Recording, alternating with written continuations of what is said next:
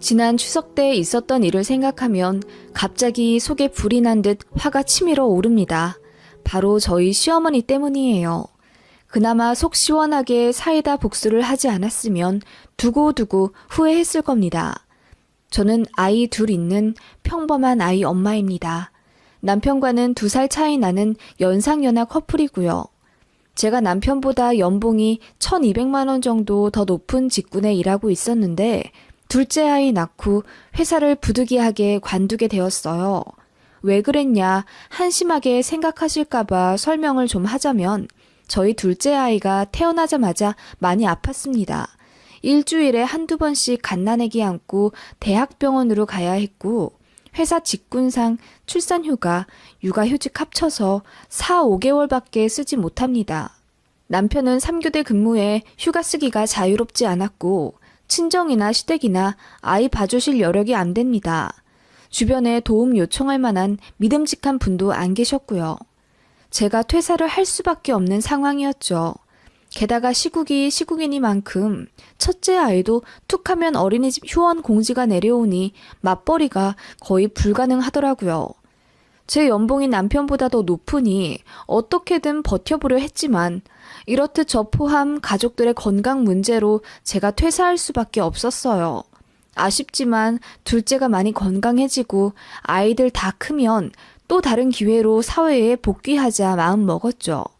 저희 남편도 제가 경력 단절이 된다는 것에 진심으로 마음 아파했지만 모두의 건강이 달린 문제니 안타까워해도 제 선택을 응원해주고 본인이 더 열심히 벌겠다 다짐하더라고요. 그런데 다른 사람도 아닌 저희 시어머니가 제 퇴사를 엄청 반대하셨습니다. 이유요?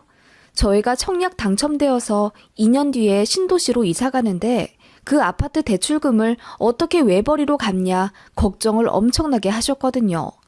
어머님은 참고로 아들 사랑이 엄청나십니다. 손주보다도 아들이 우선이에요. 물론 내 자신이 평생 애틋한 건 사실이지만 대부분 그걸 티내진 않잖아요. 저희 시어머니는 대놓고 이렇게 말씀하실 정도였죠. 남들은 눈에 넣어도 안 아플 손주라지만 난 아냐. 우리 아들 얼굴에 주름이 생기고 흰머리가 돼도 내 새끼는 하나뿐이다. 손주는 손주일 뿐이야. 내 아들이 먼저지. 남들 앞에서도 이러시더라고요. 남편은 그런 시어머니에게 질릴 대로 질렸어요. 남편 나이 40 다 되도록 시어머니가 남편만 바라보며 일거수일투족 간섭하려 들고 아직도 품 안에 자식 마냥 끼고 돌려고 하니 독립적인 성격인 남편 입장에서 얼마나 숨이 막히겠어요. 보통 이런 어머니 밑에서 자란 아들은 본인밖에 모르는 이기적인 남자가 많던데 저희 남편은 유니콘 수준이에요. 그럼에도 불구하고 남성 우월주의 같은 건 없고 집안일은 본인이 더 하려고 하고 그래요. 그리고 제 연봉이 높다는 이유로 저도 남편을 무시한 적은 없지만 남편도 그걸로 자격지심 가진 적 없고 늘 미안해하고 진심으로 고마워합니다. 제 남편이라서가 아니라 남들도 정말 괜찮다고 엄지척 들어주는 좋은 사람이에요. 저희 시어머니와의 사연에 대해 얘기를 하자면 먼 과거까지 거슬러 올라가야겠네요. 시어머니는 상견례 때까지 어머님의 속마음을 내비치지 않았어요. 남편이 단돌이 시켰다 하더라고요. 알고 보니 저 전에 사귀던 여자가 있었는데 시어머니가 도를 넘어도 한참 넘었다고 하더라고요. 일개 여자친구일 뿐인데 매일같이 전화 걸어서 우리 아들 운동화가 많이 더럽던데 좀 빨아라. 세탁소에 맡기면 황변 생기니 네가 네 손으로 빨아서 그늘에 말려라. 데이트하면 외식하지 말고 네가 좀 식사를 차려서 울 아들한테 해줘라.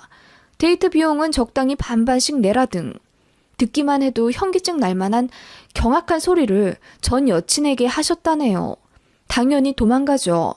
그런 소리를 듣고 옆에 붙어있을 여자가 어딨겠어요. 그래서 남편이 울고불고 난리치며 내가 사귀는 여자한테 또 이러면 어머니고 뭐고 평생 안 보고 숨어 지낼 거다 화냈다네요. 그 이후로 충격받아 아들한테 미저리 짓을 끊으셨대요. 저랑 사귈 때도 시어머니는 제가 마음에 안 들어 미치겠음에도 단 한 번도 본인의 진심을 내비치지 않고 꾹 참으셨나 보더라고요. 상견례 때도 마찬가지였습니다. 너그러운 시어머니 코스프레를 해서 저희 부모님도 깜빡 속으실 정도였으니까요. 아들 가진 갑질을 하고 싶으셨을 텐데 얼마나 참으셨을까요? 결국 결혼하고 나서 한번 제대로 터졌습니다. 신혼여행 다녀와서 시댁에 인사드리러 갔는데 정말 황당한 이유로 세댁 신고식 제대로 하며 혼났습니다. 물론 남편이 자리 비워 집에 없을 때 몰래요. 남편이 편의점 볼 일이 있어 시아버지랑 잠깐 나갔었고 저는 시댁 강아지랑 웃으면서 놀고 있을 때였어요. 갑자기 짝 소리와 함께 등짝이 갈라질 듯 아프더라고요. 놀라 뒤돌아보니 시어머니가 도끼 눈을 하고 저를 쳐다보며 서 계시더라고요. 아까 다 같이 식사할 때까지만 해도 참 자애롭고 부드러웠던 시어머니셨는데 한순간에 그렇게 돌변해서 다짜고짜 제 등짝을 때리시니 황당하지 않을 수 있나요? 제가 놀라 물었죠. 어머니, 저를 왜 때리세요? 너 아까 집에 들어올 때 네 남편보다 먼저 신발 벗고 들어왔지? 네? 집에 들어올 때요? 그래, 남편이 먼저 집에 들어와야지. 너 혼자 앞서서 홀랑 들어오면 어떡하니? 여기가 네 집이야? 네? 어머님. 앞으로는 네가 남편 뒤에 따라 들어와라. 그리고 밥 먹을 때도 네 입에 고기 한 점 더 넣기 전에 네 남편 먼저 챙겨. 네 남편이 갈비는 몇 번 뜯었는지 애먼 나물 쪼가리나 먹진 않는지 네가 매사 잘 챙겨 먹이란 말이야. 어쩜 그리 너만 맛있다고 호호거리면서 먹는다니? 네? 어머님, 그건 어머님이 해주신 음식이 맛있어서. 아니, 그거야. 그때 남편과 시아버지가 현관을 열고 들어오셨고 시어머님은 갑자기 180도 표정과 말투를 바꾸시며 어머, 벌써 왔어? 나는 새애기랑 커피 한 잔 내려 마시려고 하시며 웃으시더라고요. 그 모습에 머리카락이 쭈뼛 서는 듯 했어요. 이게 시집살이라는 건가? 시짜지지, 바로 이런 거구나. 나 큰일 났네 하는 생각이 마구 들기 시작했고 낯선 시댁에서 갑작스러운 시어머니의 갑질을 당하다가 반가운 얼굴을 보니 저도 모르게 눈물이 왈칵 쏟아졌습니다. 그렇게 남편과 시부께서 당황스러워 제게 왜 우냐고 건네 묻는데 저 멀리서 발을 동동 구르던 시어머니가 저보다 더 크게 울음을 터뜨리기 시작하시더라고요. 새애기가 좀처럼 마음을 열지 않네. 서로 싸우지 말고 잘 살라고 시애미 된 마음으로 한마디 한 게 그렇게 기분이 나빴니? 그래, 내가 그냥 아무 말 안 할게. 새애기야, 편하게 쉬다 가라. 나는 그냥 안방에서 문 닫고 있을란다. 하시며 흐느끼시고 안방으로 가시더라고요. 그 바람에 남편이랑 시아버지가 좌불안석이었고 저는 시어머니의 이중적 모습에 충격을 받아서 그냥 아무 말 안 하고 시댁을 뛰쳐나와 버렸죠. 남편이 뒤이어 저를 따라 나오려고 하는데 시어머니가 울부짖으면서 제 남편이 저 못 따라 나오게 잡는 게 들리더라고요. 너무 황당했고 열받았어요. 그렇게 저 혼자 버스 타고 집에 왔었고 신혼집 도착해서 몇 시간 울었던 기억이 나네요. 남편이 몇 시간 뒤에 신혼집 도착해서 저를 안아주더라고요. 다행히 남편은 시어머니의 연극을 알아차렸어요. 엄청 싸우고 왔다더군요.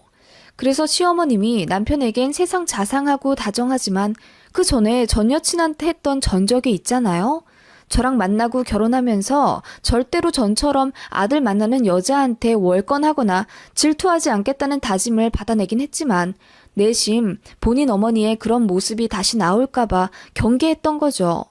시어머니가 억울해하면서 서로 이해하고 양보해가면서 잘 살으라고 한 소리 했고 그 소리 듣자마자 제가 소리를 지르면서 상관하지 말라고 했다네요. 남편은 당연히 그 말을 안 믿었죠. 맥락상 말이 안 되잖아요. 그래서 끈질기게 물어본 결과 시어머니가 거짓말한 게 들통났고 화가 난 남편이 이제 다시는 와이프 데리고 시댁 오지 않겠다고 선포하고 온 거라네요. 제가 시댁에서 시어머니와 있었던 일을 말하자 남편이 말하기를 에휴, 내가 그럴 줄 알았어. 내 엄마라지만 정말 이해도 용납도 안 돼. 사실 우리 엄마도 20살 되자마자 어린 나이에 시집와서 할머니한테 시집살이, 아니 가스라이팅이라고 해야 하나? 많이 당하셨거든. 남편이랑 아들이 그저 세상 최고인 줄 아셔. 엄마 당신도 여자이시면서 왜 그러시는지 모르겠어. 나는 남자지만 엄마의 그런 모습이 너무 숨막히고 반감이 들어. 그러면서 한숨을 내쉬더군요. 좀 병적으로 심하셨나 보더라고요. 그러면서 미리 자세히 말하지 못한 거 미안하다고 비는데 진짜 마음 복잡하더라고요. 그래도 자기 나름대로는 절대 며느리 힘들게 하지 않겠다고 각서도 써놓고 결혼했고 정말 많이 변하신 것 같았다고 하더라고요. 우리 엄마지만 답 없어. 그냥 당분간, 아니 우리 집은 나 혼자 가든지 할게. 넌 신경 쓸 필요 없어. 엄마한테도 제대로 말해 놓을게. 너한테 전화하거나 문자하지 말라고. 솔직히 안 받아도 될 스트레스잖아. 너 일도 바쁜데 우리 엄마 일로 힘들게 하는 거 내 자신이 용납이 안 돼. 너무 미안하고. 내 말대로 하자. 미안해 여보. 그렇게 신혼여행 다녀오자마자 저는 시댁의 발길을 끊게 되는 사연이 있었습니다. 친구들이 저더러 왜 명절에 시댁 안 가냐고 물으면서 부러워하더라고요. 저는 이런 속사정을 다 말하진 못하고 그냥 시댁에서 제사를 안 지내서 그렇다고 둘러댔습니다. 아무튼 그렇게 몇 년이 흘렀고 그 사이 첫째도 낳아 정신없이 키우게 되었어요. 시댁은 전에 말했다시피 남편만 갔고요. 제가 이제 아이도 많이 컸으니 데리고 시어머니 한번 보러 가야 하지 않겠냐 해도 남편이 나서서 그럴 필요 없다며 본인만 아이 데리고 시댁 가고 그러더라고요. 참고로 저는 시아버님이랑은 연락 자주 하고 만나 뵙기도 하고 그랬습니다. 시어머니만 안 봤어요. 어느 날 시어머니가 뇌혈관에 문제가 생겨서 쓰러지셨습니다. 지주막하 출혈이라고 많이 위험한 상황이었고 저도 몇 년 만에 아이 데리고 어머님 보러 중환자실 가고 그랬어요. 안 좋게 연락을 끊긴 했지만 그렇게 누워 계신 거 보니 마음이 안 좋더라고요. 남편도 너무 힘들어했고. 그런데 정말 기적적으로 잘 회복하셔서 말씀 약간 어눌해지신 것 빼고는 1년 정도 만에 건강을 되찾으셨어요. 그 일은 저와 시댁과의 관계에도 극적인 영향을 주게 됐죠. 아프신 이후로 저도 여느 며느리처럼 시댁에 찾아뵈어 어머님과 조우하게 되었으니까요. 어머님은 많이 아프시기도 했고 또 그때 그 일로 저희 남편이 불같이 화를 낸 이후 몰라보게 달라지셨어요. 저랑 단둘이 있어도 콩쥐팥쥐 새엄마처럼 구박하지 않으시더라고요. 손자 앞이라 그러신 건지 아무튼 속마음까지는 저도 모르겠지만 그렇게 표면적으로는 사이좋은 고부관계처럼 되었어요. 그런데 그것도 잠시. 저를 보면 볼수록 다시 본래의 그 악독한 감정이 스물스물 올라오시나 보더라고요. 은근히 구박을 하기 시작하셨어요. 제가 설거지 하고 있으면 툭 치고 가서 물이 튄다거나 제가 시댁에서 밥 먹고 뒷정리하고 있으면 꼭 제가 건드린 것처럼 유리컵 같은 걸 떨어뜨려서 깨뜨리시곤 했습니다.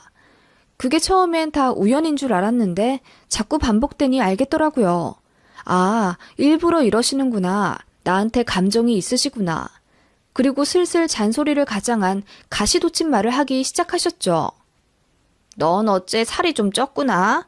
우리 아들, 아니 준이 아범은 결혼 때보다 살이 많이 빠진 것 같은데 결혼하고 나서 누가 살만한지는 살찌는 거 보면 안 되잖아. 넌 결혼 잘했나 보구나? 하시며 또 사람 없는 데서 은근히 매기는 말씀을 하시더군요. 그런데 저 워킹맘 생활하느라 진짜 힘들었거든요. 일하고 부랴부랴 퇴근해서 아이 챙기느라 제 저녁도 제대로 못 챙겨 먹어서 밤에 야식을 먹느라고 살이 찐 거였어요. 저 나름대로 억울한데 어머님은 제가 아주 살판 나서 살이 찐 줄 아시더라고요.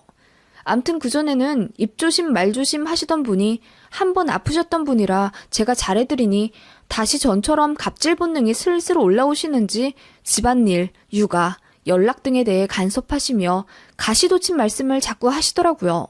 시모가 허구한 날 전화해서는 욕만 안 했지 사람 숨막히게 돌아버리게 하니까 원형 탈모에 구내염에 온갖 잔병들에 시달리기 시작했어요. 참다 남편에게 말했습니다. 그랬더니 남편이 어머니 건강 회복하신 것에 기뻐서 미처 세심하게 알아차리지 못했다며 미안하다고 하더군요. 솔직히 저도 남편에게 말하면서 좀 미안하긴 했어요. 안 그래도 어머님은 죽다 살아나신 거잖아요. 남편은 초상치를 준비까지 하고 있다가 가슴 겨우 쓸어내린 건데 그런 아들에게 고부관계로 인한 스트레스로 걱정 주고 싶지 않았달까요? 남편이 결국 시어머니에게 말했죠. 그냥 전처럼 돌아가기 전에 며느리에게 너무 스트레스 주지 말아라. 그랬더니 시어머니가 또 쓰러지게 생겼다며 울고불고 난리가 난 겁니다. 뭐라고? 너 말 다 했냐? 그래, 이제 너까지 영 끊겠다 이거니? 애미보다 부인이 우선이겠지, 암. 아이고, 나 죽겠다, 아주. 머리가 아파서 아들이랑은 그만 얘기해야겠다. 내가 죽어야 네가 내 속을 좀 알겠지. 그렇고 말고. 하시며 곡기를 끊고 들어 누우셨단 얘기를 아버님으로부터 들었습니다. 남편도 놀라서 혼비백산하고 미치겠더라고요. 어머님은 한번 쓰러졌다 살아나신 분이라 그런지 그걸 볼모로 잡고 협박하시는 듯 했어요. 그 이후로 어머님은 아주 위풍당당해지셨습니다. 뭐 어쩌겠어요. 아프셨던 분인데. 남편의 진한 위로와 사과 아니었다면 매일같이 부부싸움 했을 겁니다. 그렇게 어찌저찌 시간은 흘러 둘째까지 낳게 되고 앞서 말했다시피 저와 아이 건강 때문에 제가 퇴사를 하게 되었고 남편 혼자 애벌이를 하게 되었습니다. 그게 너무나 언짢았던 어머님은 대놓고 저에게 구박하기 시작하셨어요. 우리 아들 혼자 버는데 돈 좀 아껴 쓰거라. 아파트 대출금도 부지런히 갚아야 하잖니. 우리 아들 등골만 휜다. 어머님, 저 관둔 지 이제 겨우 반년 됐어요. 그전까지 제가 벌어모은 돈이 훨씬 많고요. 어떻게 그렇게 말씀을 하세요? 너는 어쩌면 그렇게 고분고분하지가 않니? 시애미 열뻗쳐 죽으라고 고사라도 지내는 것 마냥. 어머님, 말씀을 또... 아무튼 이제 일도 안 하는데 전화도 자주 하고 시댁도 더 자주 내려와서 노인네들 자주 들여다보거라. 어머님은 날이 갈수록 기고만장해지셨어요. 그리고 이제 대놓고 시댁에 오라고 매일같이 성화하셨습니다. 그렇게 시댁에 가면 몸 아프다는 핑계로 저에게 온갖 집안일 다 부려먹기 바쁘셨어요. 남편은 당연히 저 혼자 일 시키게 두지 않았죠. 저더러 가만히 있으라고 하고 본인이 하곤 했는데 어머님은 또 그게 눈꼴 시려우셨던 거예요. 아니, 새아기 시킨 걸 왜 네가 하고 앉았냐? 새아가, 너는 그럼 저기 냉장고 위에 있는 종이컵들 그거 좀 여기 서랍에 정리 좀 해다오. 내가 냉장고 위까지 손뻗치다가 두통이 와서 또 쓰러질 뻔했잖니. 네, 어머님. 그리고 다 정리하고는 저기 베란다에 있는 떡갈나무 좀 분갈이 좀 해다오. 뿌리가 다 나와서 볼품이 없어. 네. 그렇게 한번 시댁에 가면 땀이 뻘뻘 나도록 일을 시키셨습니다. 그래도 남편이 절대 일박은 하지 않으려 했고 저녁 먹고 꼭 올라가려고 했기 때문에 몇 시간만 참고 또 어머님 건강이 완전히 안정되기까지 1년 정도 더 지켜보면 된다고 했으니 진짜 1년만 더 비위 맞춰드리고 그 다음부터는 얄짤없다는 심정으로 견뎌냈던 것 같아요. 혹시 또 쓰러지셔서 잘못되기라도 하면 그 화살이 다 저한테 올 것 같았거든요. 아무튼 그렇게 시댁에서 힘들게 일하면 땀이 많이 났으니 샤워를 해야 했는데 이상한 일이 있었습니다. 머리 감을 때까지만 해도 따뜻한 물이 좀 나왔는데 샤워 중간에 보면 꼭 찬물만 나왔어요. 그런 일을 서너 번 겪으니 좀 이상하다 싶어 어느 날 씻고 나와서 시어머니에게 물었었죠. 어머님, 왜 씻다 보면 찬물만 나오죠? 보일러 고장난 거 아니에요? 글쎄, 노후되어서 고장났나? 우리가 쓸 때도 가끔 그렇긴 해. 보일러 점검을 좀 받아보셔야겠네요.